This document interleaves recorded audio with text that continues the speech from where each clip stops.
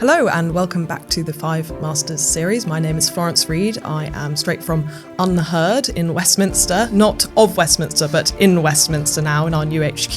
And I'm joined today by Phillip Ullmann, of course, and James Titcomb, the technology editor of The Telegraph, to talk all things technology, specifically the rise of AI, digital currencies, the things that often we see in scare quotes or surrounded by a lot of fear and even animosity in some corners.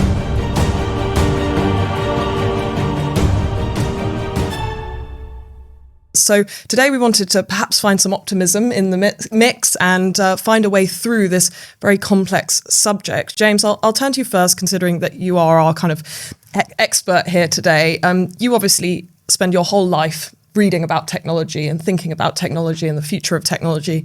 And it does seem like a very accelerated future at the moment. We seem to be rapidly heading towards a world that is more and more dominated by tech, by big tech, but also by tech on an everyday level and the way it has been subsumed into our everyday lives. So give me a sense of why so many people are concerned about the rise of big tech. I think that perhaps Philip will be more of a tech optimist in this conversation. So I'd like to hear from you the kind of doomerist perspective, I suppose, that lots of people seem to share. Why should we fear the rise of big tech? Yeah, I think there's two things. One is that the sheer size of these companies, these sort of 5 or 6 companies that people look at, that sort of we have with us at all times. We have them in our phones, in our pockets, we have them on our computer screens. We're constantly interacting with the services. And these are companies where their revenues match the GDP of many countries. And I think that's a clear sort of huge amount of power that they have. Nobody elected these companies, and I think people say, there are these leaders sometimes with very little to stop them from making their own decisions. They founded these companies, and nobody's really sure who's checking their power, and that is a concern, and that's something that governments around the world are grappling with right now. The other thing is just the sheer pace of technology advancement. Nobody 6 months ago had heard of ChatGPT and technologies like that people are talking about every day now. This question of existential risk of AI, this wasn't a conversation we were having a year ago, and now we're having it every day, and it's very hard to keep up with that, and change is scary. So let's talk a little bit about ChatGPT, and in particular, I mean, we won't get into the real nitty-gritty of that particular technology, but rather artificial intelligence in general seems to be far more in our newspaper headlines and in our dinner party conversations than it ever was before. I think in the last year alone, it seems to have accelerated to a point where almost every conversation seems to veer into artificial intelligence in a way that it never used to.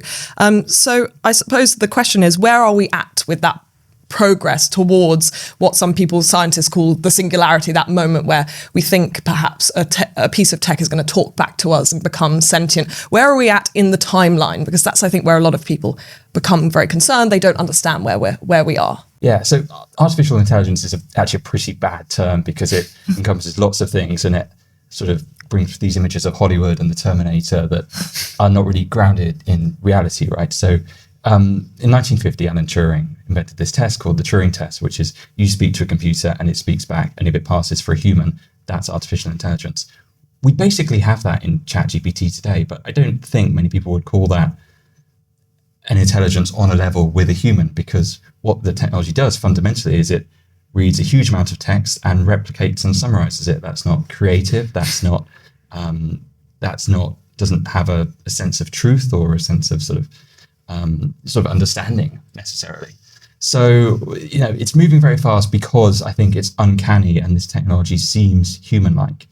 But we're not anywhere near an AI that can do lots of things that humans can do. And I think it's probably time to take a pause right now and sort of slightly ease back on some of the sort of existential risk threats that are out there, because if that's ever going to be the case, we're a long way from it, and lots and lots of problems are coming up with this technology. And I think we're realizing now that it can do less than it could do than we thought it could do 2 months ago, in fact. Right. So perhaps the hysteria around it is slightly overblown. Yeah, exactly. This is technology that's very good at one particular thing, which is content creation. Basically, it can it can hoover up the entire internet and spit out something that sort of looks like what it's already done. So you can ask it a question and it will effectively act like a search engine in a more conversational format. But that's a long way away from intelligence the way that humans think about it. So Philip, turning to you then, if James is right, and of course we both hope he is, that we are not yet at a point of AI enslaving humanity in a kind of imminent way, what can we use it for? What are the uses for AI that are not these kind of scary projections in the future of us all being subservient to the machine? Well, I agree with James. To me, it's spin. AI is just another technology that is the development of Google, of the internet, and is creating essays that students can use to get first in university. That's what it is, and suddenly everyone's mad about that. And I think this is all a lack of focus on the real issue, which is how can we use technology to change the world? And we can. The way I see it, every time the way we communicate takes a step change, the way institutions operate in the world has to change fundamentally. And it's happened a number of times over history. It happened with paper, the kind of the year zero, and suddenly you can communicate with everybody with paper, and suddenly the power shifts towards the many, because suddenly everybody can get information. So that distributes information via paper. Then you get 1400, you get the printing press, and suddenly you can produce huge quantities of books. And again, there's a shift of power from the few to the many, because suddenly everybody can read books, and rabbis and the imams and the priests no longer have the monopoly on data and power.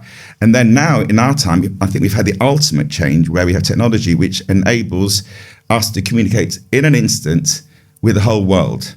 And we have to recognize that the world has to change, because suddenly the power has shifted again away from the elite to the many. But in fact, as James was saying, it's the opposite. The power is with these huge companies who are the few, and they're struggling to hold on to it, because remember, the whole world has this information. Yeah, why should one or two or three people decide how it's all used? So I think what we need to look at is how we use I'm excited by the data. I mean, it does change, but I think we need to move away from the current model, which I believe is a predict and control, where all the big companies are trying to use it to control us, to predict how are we going to behave, social media, and how much money can I make by controlling and predicting for my advertising customers, so that they can make a lot of money.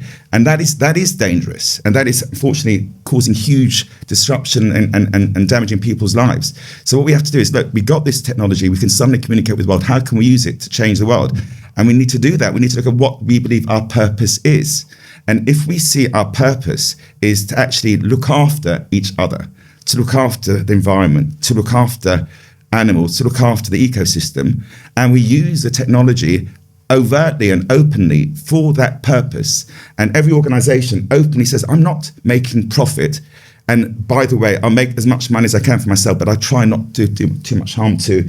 But that's just silly. It's what we live with. We believe that you can aim at these intermediary middlemen, and then everybody gets looked after. We're seeing it doesn't happen that way, because we're not looking after the environment and we're not looking after people. So I think what we need to do is harness what's an immense game-changing technology, and use it to actually start to understand what people are feeling, to understand how money is working, and how we can actually look after people and the planet, rather than predict and control. So the way I like to call it is, it's a sense and respond metaphor. We use the technology to sense how people are and respond to meeting needs.